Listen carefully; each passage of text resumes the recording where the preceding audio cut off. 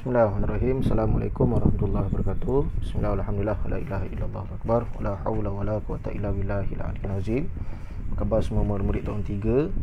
Ini Ustaz Zahar dari Seribas Prima. Ini merupakan video pengajaran bagi murid-murid tahun 3 Seribas LP dan juga Seribas Prima. Baik. Hari ini kita akan belajar bab yang ke-8 iaitu pemaaf. Okey, sebelum tu kamu dah belajar bab yang pertama, adab menzarahi orang sakit, adab menzahirakan, bercakap benar, sabar, berani, menepati janji, malu. Dan hari ini kita akan tengok bab yang terakhir iaitu bab pemaaf. Okey, mungkin ramai antara kamu yang dah pernah dengar pun perkataan ini. So hari ini kita nak sama-sama belajar bagaimana kita nak berakhlak dengan sifat pemaaf. Okey, sudah bersedia? Alright. Baik. Untuk hari ini pemaaf kita akan tengok dari sudut 5 perkara. Okey, pemaaf, mula kita nak belajar apakah erti pemaaf. Okey, kalau kita nak jadi seorang yang pemaaf, maksudnya apa erti dia? Okey, kita kena faham erti dulu. Okey, kemudian pemaaf ni dalil dia apa? Dalil ni apa? Dalil masuk ayat Quran ataupun hadis Nabi sallallahu alaihi wasallam. Mana ayat Quran yang suruh kita bersifat pemaaf? Mana hadis Nabi yang menggalakkan kita umatnya bersifat pemaaf? Okey, yang ketiga fadilat. Fadilat pemaaf. Maksudnya apakah kelebihan-kelebihan orang yang bersifat pemaaf? Mesti ada kelebihan. Orang yang berbuat baik, Allah akan bagi dia kelebihan. So apa kelebihan dia? Nanti kita nak tengok. Dan keempat, akibat. Okey. Akibat ni apa yang sebab kalau kamu tak jadi pemaaf, apa kesan dia kepada hidup kamu? Okey, yang ini kita nak tengok juga. Dan seterusnya kita juga akan tengok contoh. Apakah contoh-contoh daripada Rasulullah sallallahu alaihi wasallam, bagaimana Rasulullah bersifat pemaaf. Okey, baik, terus. Okey, sebelum kita pergi lebih jauh, saya nak tunjuk beberapa situasi kepada kamu. Okey, yang pertama, anda baru saja membeli satu aiskrim di kedai. Sampainya di rumah, adik anda lari dan terlanggar aiskrim itu. Apakah reaksi anda? Okey, anda baru beli aiskrim, balik rumah tiba-tiba aiskrim tu dilanggar oleh adik anda. Apa yang kamu nak buat? Mungkin ramai antara kamu akan marah kan. Okey, aiskrim tu dah sedap, tiba jatuh ke lantai, dah tak boleh makan, jadi kotor. Okey, bagaimana kamu nak buat dengan benda ni? Seterusnya, okey, anda dipanggil oleh guru kelas anda. Anda ditegur kerana tidak menyiapkan kerja sekolah. Okey, ini pun sama, ramai yang pernah hadapi. Akibatnya kawan anda mentertawakan anda. Apakah respon anda? Ini pun biasa berlaku juga. Kadang-kadang kamu ni dipanggil ke depan. Okey, dipanggil ke depan ke kelas, dan guru kelas tegur anda di hadapan khalayak ramai semua, di pimpinan ke di kelas, di dewan. Tiba-tiba bila anda ditegur tu, kawan anda mentertawakan, digelakkan. Apa kamu nak buat? Mesti perasaan kamu waktu tu akan mulai marah. Kamu akan geram. Apa ejek aku pula? Okey. Dia efek ni benda ni. Okey. Ni berkenaan dengan pemaaf. Okey, kita tengok apa contoh situasi yang pernah berlaku di alam sebenar. Kita tengok kereta akhbar ni. COVID-19. Lelaki bunuh 5 orang kerana bercakap kuat. Seorang lelaki ni di Moskow, bukan negara kita. Okey, dia telah membunuh 5 orang. Dia marah kerana ada orang yang bercakap kuat. Ni orang buat masalah sikit, dia marah. Dia bunuh terus. Ini akibat kalau tak ada sifat pemaaf. Okey, yang terakhir seterusnya, berita ni dekat Johor Bahru. Lelaki mengamuk di restoran. Okey, dia mengamuk. Okey, dia merampas sebelah kapak. Polis telah menahan dia dan merampas sebelah kapak. Dia mengamuk. Okey, ni antara contoh-contoh yang kalau kamu baca berdetail ni, menunjukkan tak ada sifat pemaaf. Lelaki ni, kalau orang tu tak ada sifat pemaaf, kadang-kadang dia boleh menyebabkan pembunuhan. Dia boleh menyebabkan mengamuk. So kita nak belajar hari ni, sifat pemaaf sangat penting supaya kita tidak berlaku benda ni kat diri kita. Okey. Okey, pengertian pemaaf. Dalam buku teks dia sebut pemaaf ni maksudnya memberi kemaafan dengan hati yang ikhlas terhadap kesalahan orang lain. Kamu memberi kemaafan dengan hati yang ikhlas terhadap kesalahan orang lain. Okey. Kemaafan. Apa itu kemaafan? Okey, adakah kemaafan itu time hari raya saja yang kamu baru faham? Okey, hari raya sebelum dapat duit raya kamu minta maaf kepada mak ayah kamu. Adakah itu maaf dia? Tak juga. Okey, so kita tengok kemaafan tu apa. Okey, kemaafan ni apa? Okey, yang pertama, kemaafan ni daripada seorang ulama Kafawi. Dia kata kemaafan ni menahan diri daripada perbuatan yang menimbulkan mudarat bagi orang lain padahal mampu melakukannya. Maksudnya orang tu buat jahat kat kamu tapi kamu tak balas baik. Itu maksudnya pemaaf. Macam tu adik kamu tu dia jatuh kat aiskrim kamu tadi, tapi sebab kamu maaf, kamu tak balas balik. Okey, apa lagi maksud maaf? Yang kedua, Ibnu Athir dia kata kemaafan ni apa? Membiarkan kesalahan atau dosa yang tidak memberikan balasan atas kesalahan itu. Yang kamu biarkan. Dia buat salah kat kamu tapi kamu abaikan. Kamu buat tak tahu je. Itu kemaafan. Dan yang ketiga daripada imam besar, Hujatul Islam Imam Al-Ghazali disebut menghapuskan kesalahan-kesalahan dan memaafkan maksiat-maksiat. Yang ini Imam Ghazali rujuk daripada sifat Asmaul Husna Allah. Kemaafan ni maksud apa? Menghapuskan kesalahan-kesalahan. Ni antara 3 contoh nak faham kemaafan tu apa. Tapi dalam peperiksaan kamu hanya rujuk yang ini saja. Iaitu pemaaf ni kalau dia tanya apa, kamu jawab memberi kemaafan dengan hati yang ikhlas terhadap kesalahan orang lain. Yang ini hanya info tambahan bagi kamu lebih faham pada hari ni. Boleh kita sambung. Dalil nakli, apakah ayat Quran? Ayat Quran daripada surah Al-Baqarah ayat 237. Kalau periksa tanya, kamu tak perlu hafal semua, kamu perlu hafal yang pendek ni saja. A'udzubillahi minasyaitanirrajim. Wa an ta'fu aqrabu littaqwa.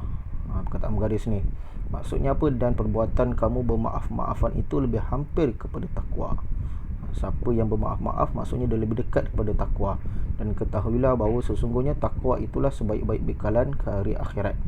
Siapa nak bawa bekalan yang banyak di negeri akhirat, banyakkan memaafkan kesalahan orang lain. Sebab apa kita kena maafkan orang lain? Sebab ini, tengok ni, salah satu Asmaul Husna, ada 99 Asmaul Husna. Antara salah satu nama Allah yang mulia ialah Al-Afu. Al-Afu ni maksudnya penghapusan. Perkataan lain afa, meninggalkan sesuatu, ataupun ya'fu, meminta sesuatu. Sedangkan Allah sendiri bersifat Al-Afu, memaafkan hamba-hamba ni yang berdosa. Apatah lagi kita sebagai seorang manusia, kita maafkan kawan-kawan kita, ahli saudara kita yang kadang buat salah kepada kita. Allah Tuhan yang agung ni lagi tahu banyak dosa kita. Dia pun bersifat pemaaf kepada kita, pada hamba-Nya. Dia menghapuskan dosa-dosa kita.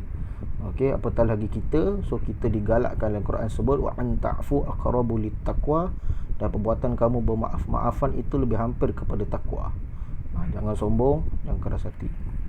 Seterusnya contoh sifat pemaaf. Ini kita nak tengok sejarah bagaimana Nabi SAW bersifat pemaaf. Peristiwa yang pertama, Rasulullah contoh teladan terbaik. Rasulullah SAW memaafkan seorang lelaki Badui yang merentap pakaian baginda dengan begitu kuat sehingga membekas leher baginda. Malah baginda menunaikan hajatnya yang mahukan sedikit harta, dan baginda ketahu kecil hari itu. Ada seorang lelaki Badawi. Lelaki Badawi ni lelaki dari kampung yang dia jumpa Rasulullah, dia minta harta, kemudian dia telah merentap pakaian baginda di bahagian leher sehingga membekas leher baginda. Rasulullah tak marah pun, dan Rasulullah tunaikan hajat dia nak sedikit harta. Ini menunjukkan bahawa kita ada contoh bagaimana Rasulullah boleh memaafkan kesalahan sebegitu. Seterusnya, Rasulullah adalah insan yang paling banyak diuji. Tengok contoh dia, Rasulullah SAW memaafkan seorang lelaki Badui yang kencing di masjid walaupun sudah menaikkan kemarahan orang sekeliling pada waktu itu. Hadis riwayat Muslim. Dalam hadis ni ada sahabat meriwayatkan bahawa satu hari tu ada seorang lelaki Badui datang ke masjid, kemudian kencing dekat bahagian dinding kat masjid tu. Sahabat-sahabat Nabi dah naik marah, masjid tu kotor, kencing, bau hancing. Tapi Rasulullah tak marah, dia tenang. Sebab dia tahu sebab apa tak marah. Sebab tahu lelaki Badui ni seorang yang tidak tahu. Dia seorang yang jahil lagi pada waktu tu, dan dia pun tak tahan sangat. So biarkan dulu. Rasulullah menyuruh sahabat-sahabat pun membersihkan najis tu. Tenangnya Rasulullah. Hebatnya Rasulullah. Dan yang ketiga, Rasulullah SAW memaafkan seorang perempuan Yahudi yang meracuni baginda melalui lauk kambing walaupun para sahabat sudah meminta izin untuk membunuhnya. Dalam hadis riwayat Bukhari ni, sahabat cerita Rasulullah pernah diracuni oleh seorang perempuan Yahudi. Alhamdulillah, dengan berkat Allah SWT, Rasulullah selamat. Rasulullah tidak terjejas dengan racun itu, dan sahabat-sahabat pun dah minta izin untuk membunuhnya, tapi Rasulullah dia maafkan. Disebabkan sifat Rasulullah yang banyak pemaaf ni, Rasulullah adalah manusia yang Allah paling sayang. So kita kena ikut sifat pemaaf Rasulullah. Rasulullah diuji dengan macam-macam. Ni baru 3 contoh, padahal banyak lagi contoh-contoh bagaimana Rasulullah ini bersifat pemaaf kepada orang sekeliling dia. Dia tak mudah marah, dia akan marah pada perkara-perkara yang tertentu sahaja. Kita ni macam mana? Okey, apakah kelebihan menjadi pemaaf? Seperti yang ustaz kata tadi, kalau orang tu jadi pemaaf, dia mesti dapat kelebihan-kelebihan daripada Allah Subhanahu Taala. Okey, ada 4. Okey, kita tengok satu persatu. Okey, yang pertama, orang yang menjadi pemaaf ni dia akan mengeratkan silaturahim. Okey, Al-Quran dalam hadis Nabi sallallahu alaihi wasallam, janganlah kamu saling benci, jangan saling mendengki, jangan saling berpaling, jadilah kamu hamba-hamba Allah yang bersaudara.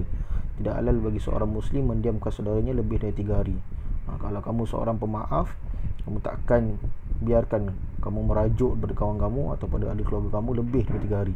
Kamu akan maafkan. Okey, jangan buat macam tu. So jadi pemaaf ni akan mengeratkan silaturahim. Seterusnya, jiwa akan menjadi tenang. Okey, adalah hadis yang sebut, berikanlah kasih sayang, maka kamu akan mendapat kasih sayang, dan ampunkanlah, maka kamu akan mendapat keampunan. Siapa yang berkasih sayang kepada manusia, dia akan dapat kasih sayang. Dan siapa ampunkan kawan dia atau orang buat salah kepada dia, maka Allah akan ampunkan dosa dia. Tu jiwa kita akan menjadi tenang, menjadi pemaaf.